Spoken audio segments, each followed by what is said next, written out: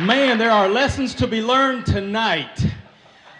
I have learned lessons from fellers across this country. Big fellers, short fellers, wide fellers, skinny fellers, and some of those fellers, I'm waiting for my slide to move, were women.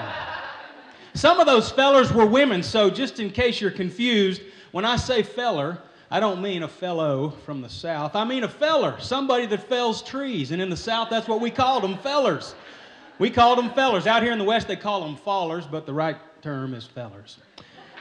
And I learned long ago a very important lesson that I want to share with you tonight, and I learned it from a feller.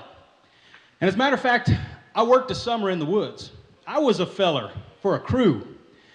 We had one skidder and one to load, but fellers, we had two. Now there was me, and I was a strong, young, eager buck. Man, I was chomping at the bit. And there was Snuffy. He was older and short on brawn, but he made up for it in his wit. Now keep 'em running was the charge as the boss handed us our saws, and my mind turned in an instant to the paycheck I would draw, because, man, I could keep that saw running round the clock if need. And I was sure old Snuffy'd be impressed with my forcefulness and my speed. So day after day, I ran my saw at a fever pitch. Man, as hard as I was working, why, surely I'd get rich. But old Snuffy, on the other hand, he just wasn't in the race. If he was expecting to cash in, you wouldn't tell it from his pace. Well, my first paycheck was pretty good, though not quite all I expected. I was pretty sure I'd make serious cash from the techniques I'd perfected. And imagine my surprise when I was next paid for production.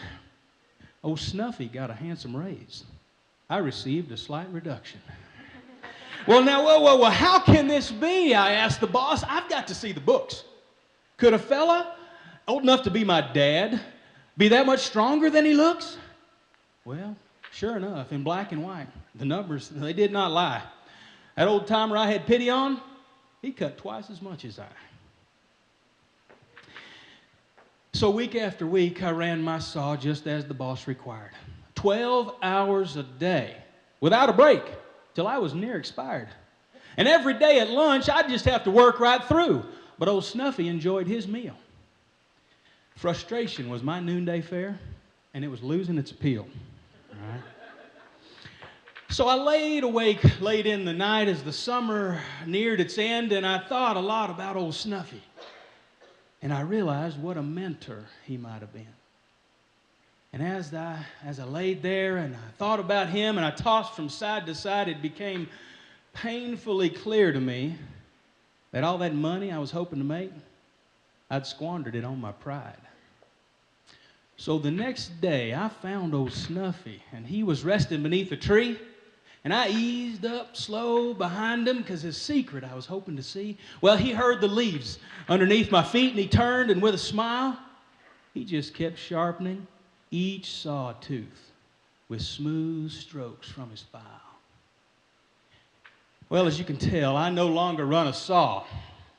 But old Snuffy's wisdom still serves me today, and I will never forget that gentleman for the words he chose that day when he said to me, "Son, now the best tuned saw, though run non-stop, will always cut less than it could.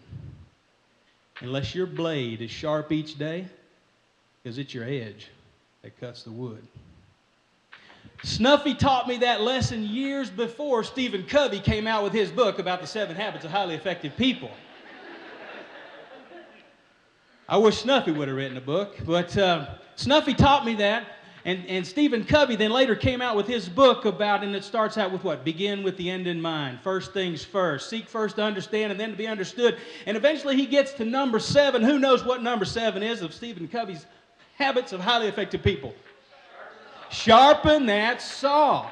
Man, I'm telling you, there are too many people, myself sometime included, that are working dawn to dusk at a fever pitch, just busting it day in, day out, trying to work so hard and squeeze so much out of every day, and we are forgetting to stop and sharpen our saw.